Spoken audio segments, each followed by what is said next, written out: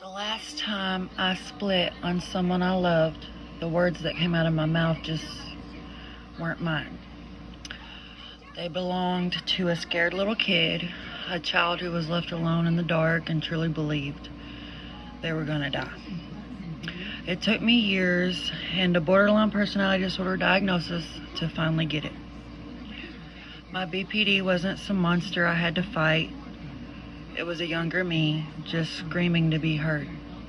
It was my childhood trauma, speaking the only language it knew how: chaos. For the longest time, I was convinced I was just fundamentally broken.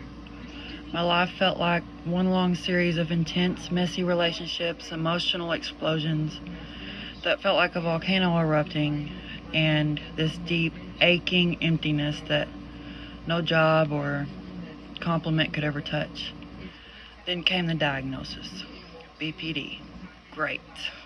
Another label to make me feel defective. But that diagnosis wasn't the end of my story. It was actually the beginning of understanding it.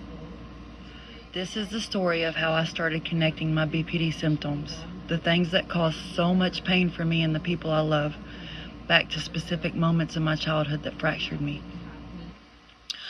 And in making those connections, I didn't find excuses.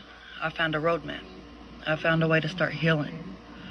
I finally realized I wasn't fighting a disorder. I was trying to soothe a child who was still trapped in the past. But the terror of abandonment. One of the defining features of my borderline is this frantic primal fear of being abandoned. And it's not just a little worry either, it's a certainty. If someone's tone changes, if they take a bit too long to text back, if they just need a night to themselves, my brain doesn't see that as a normal, healthy part of a relationship. It flags it as an immediate, catastrophic threat. The feeling is so overwhelming it's physical, like a gaping hole just opened in my chest. So in these moments, I'll do anything to stop what feels like imminent abandonment. I'll plead, I'll pick a fight, anything to get a reaction just to prove they're still there. It's exhausting, it's destructive, and yeah, it often causes the exact thing I'm so terrified of. For years, I absolutely hated this part of myself. I saw it as a manipulative, as needy.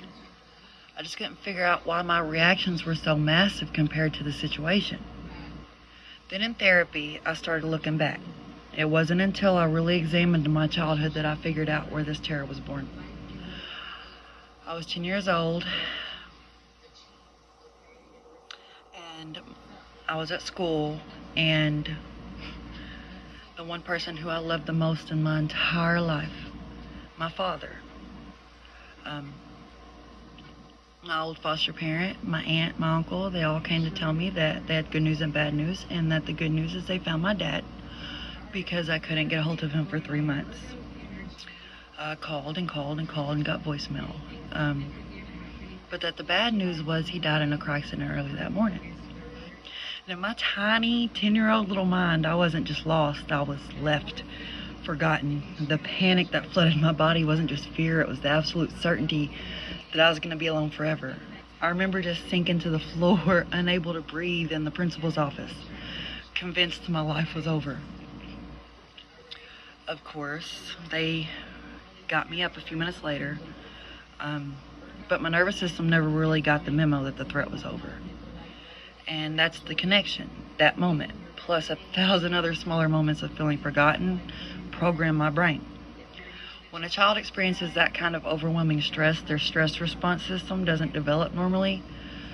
So now when my partner says they need some space, it's not the 30-year-old me who hears it. It's the 4-year-old, 10-year-old, crumpled on the principal's floor, completely convinced he's about to bend him forever.